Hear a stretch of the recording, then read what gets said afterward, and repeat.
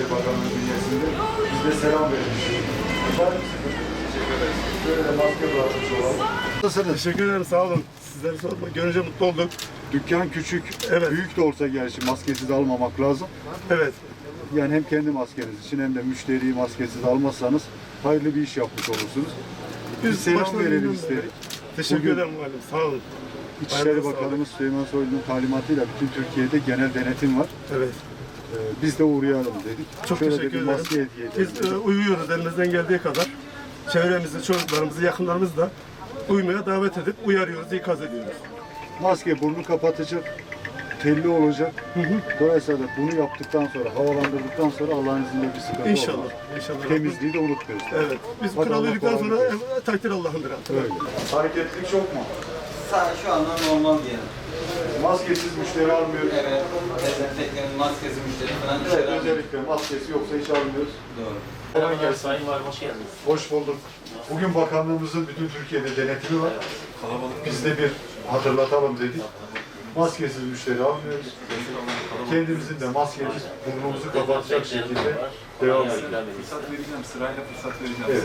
Maskeyi takmadan yani dezenfekte tek başına işe yaramaz. Maskemiz, mesafemiz ve temizliğimizi devam edecek. Şöyle de Büyükşehir'le beraber maskelerimiz var. Onu da size hediye etmiş olalım. Hadi Allah kolaylık versin. İşimiz yoksa mümkün olduğunca bunu adım atmamak lazım. Evet, baş tacı. Ne kadar çok kalabalık o kadar büyük Ben sıkıntı. zaten şey yaptım. Yani bir hafta oldu. Duvar yaptım. Yapıyordum aslında. Çok geçmiş olsun. Allah razı olsun. O zaman hiç geçmiyor. Şimdi işim var. Öldüm mecbur kaldım. O yüzden Yani şöyle, kalabalık yerlere mümkün olduğunca. Evet, Allah razı olsun. Tamam mı? Hadi. Selamünaleyküm. Kolay gelsin. Cemil Bey. Bir alıyorsun. Araçlarımızda dezenfektan var. Kolonyamız var. Tamam. Araçlar bittiğinden sonra devriyeler temizleniyor. Bazılarının ona şöyle düğüm atarsan kısalmış olur. Bundan da düşünüyorum. Kendinizi korursanız müşteriyi korursunuz. Bu açıdan hassasiyetleri aynı şekilde devam ediyor. Hadi selam verin dedik. Şöyle de maskeye teşekkür ederim. Hadi kolay gelsin. Maskeler biraz kalabalık. Bu açıdan kendinize dikkat ederseniz iyi olur. Şöyle de maskeye teşekkür Başkan. Birbirinize çok yaklaşmayın. Yaklaşmayın. Ve burnunuzu kapatmazsa hasta olur. Sayın Valim. Yemeyin abi.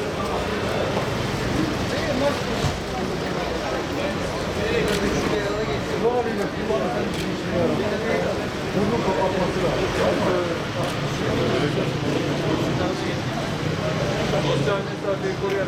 İçişleri Bakanımız Sayın Süleyman Soylu'nun talimatıyla bugün Türkiye'nin her tarafında genel denetimler oluyor.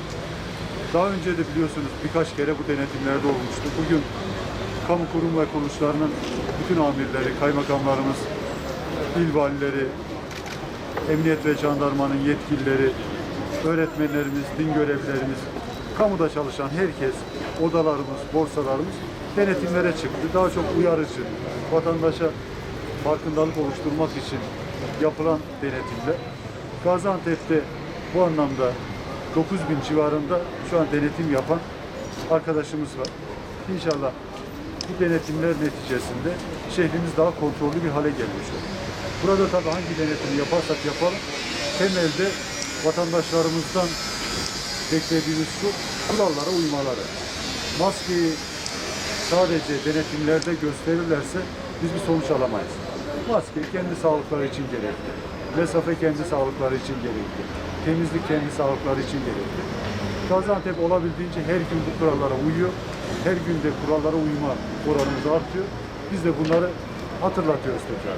Vatandaşlarımız denetimlerden çok memnun. Denetimlerden devam etmesini istiyorlar, bekliyorlar. Dolayısıyla da her girdiğimiz dükkanda da sizler de şahit oldunuz. Asla esnafımızın bir sıkıntısı yok. Çünkü yapılan iş esnafı koruyacak, şehri koruyacak. Şehir normalleşirse ticaret normalleşir. Ticaret normalleşirse bunda da en çok esnaflarımız istifade ederler. Bu açıdan vatandaşımızın da esnaflarımızın da beklentisi denetimlerin artması. Daha önce açıkladıklarımızın dışında yeni tedbirlerimiz yok. 65 yaş üzeri olan vatandaşlarımızda düğünlere gitmeleri konusunda kısıtlama, toplu taşımaya belli saatlerde inmeleri konusunda sıkıntı, sınırlama var. Ayrıca da pazarlara kalabalık saatlerde gitmelerle ilgili sınırlama var. Tüm bankalar vatandaşların ya sözle koronavirüsten koruyorlar, içeri tek vatandaş alıyorlar, kit alıyorlar ama dışarıda çıkmıyorlar da birbirlerine bulaştılar. Koronavirüs varsa bile. Açar. Bunun çaresi şu. Diyelim ki herhangi bir bankanın kaç şubesi var? 10 tane şubesi var. Bunu en kalabalık şubelerde değil, sakin şubelerde halletmek. Hepimiz biliyoruz ki bu caddede banka şubeleri çok kalabalık. Maalesef. Bu caddede esnaf olmayan birinin bu caddede bankada iş yapması kalabalığı arttırıyor. Bu açıdan biz banka müdürleriyle toplantı yaptık. Onu bir çalışıyoruz ama daha da önemlisi şu, kalabalık yerlere gitmeyeceğiz. Kalabalık saatlerde çıkmayacağız. Birbirimizden uzak duracağız. Şöyle biraz açılalım. Kalabalık yapmayın.